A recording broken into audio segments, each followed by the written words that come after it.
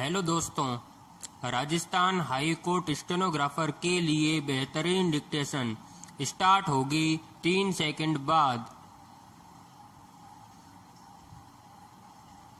Start. मधुमक्खी एक छोटे आकार का कीट है जो दुनिया भर के जंगलों, घास के मैदान, उद्यानों में निवास करती है। विराम।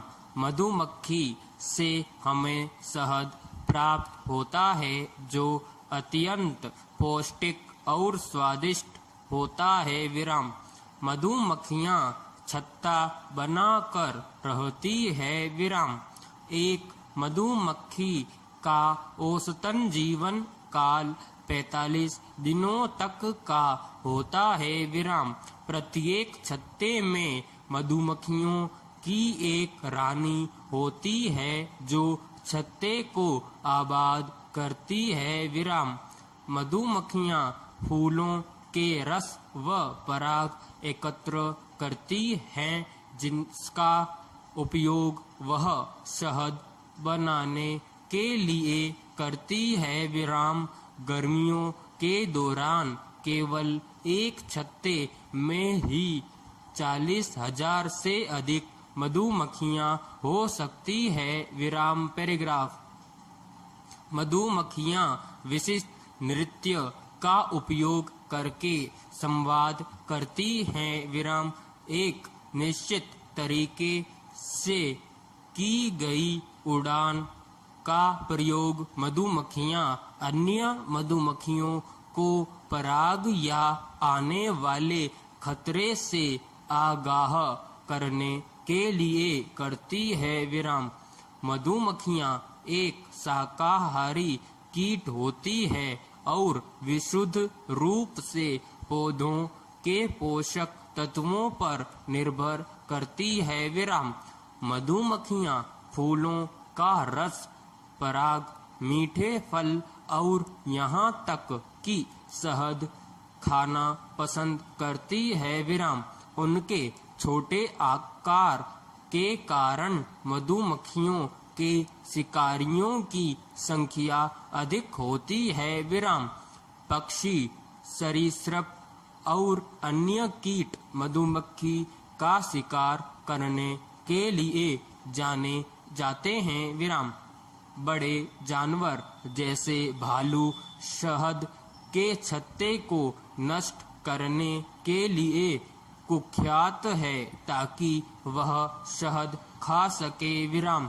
मधुमक्खियों को पर्यावरण में महत्वपूर्ण भूमिका निभाने के लिए जाना जाता है। विराम। वे पौधों के बीजों को एक स्थान से दूसरे स्थान पर पहुंचाती हैं। विराम। इस प्रकार पेड़ पौधों की 80% से ज्यादा प्रजातियां मधुमक्खियों के कारण ही पनप पाती है। विराम। बढ़ते प्रदूषण और आवास की क्षति के कारण मधुमक्खियों की संख्या लगातार घट रही है। विराम। उन्हें लुप्त जीव की श्रेणी में रखा गया है और इसलिए उनके भी लुप्त होने का खतरा है। विराम। यह दुख की बात है कि मनुष्य मधुमक्खियों को वह सम्मान नहीं देते जिसकी वह हकदार है। विराम। क्योंकि मधुमक्खियां पौधों के अस्तित्व के लिए महत्वपूर्ण है जो मनुष्य के अस्तित्व के लिए भी जरूरी है। विराम। पैराग्राफ। चींटी की तरह यह परिश्रमी होती है। विराम। यह दुष्ट प्रकृति की नहीं होती, लेकिन जब यह क्रोधित हो जाती है तो छेड़छाड़ करने वालों को खदेड़ कर डंक मारती है। विराम। इसके डंक में जहर होता है। विराम। यह मधु की खोज में इधर उधर उड़ा करती है। विराम। मधुमक्खी की 3 श्रेणियां हैं: नर, रानी और मजदूर विराम। रानी मधुमक्खी मधु इकट्ठा करती है विराम। मजदूर मधुमक्खी का छत्ता बनाने का कार्य करती है विराम। मनुष्य की तरह मधुमक्खी को भी दिशा का सटीक ज्ञान होता है विराम। यह अपनी जानकारियों को संकेतों के माध्यम से एक दूसरे को देती रहती हैं विराम। मधुमक्खी आर्थिक दृष्टि से बहुत लाभदायक है विराम। यह हमें शहद और मोम देती हैं विराम। मधुमक्खी के छत्ते से बड़ी ही सावधानी से शहद इकट्ठा किया जाता है विराम।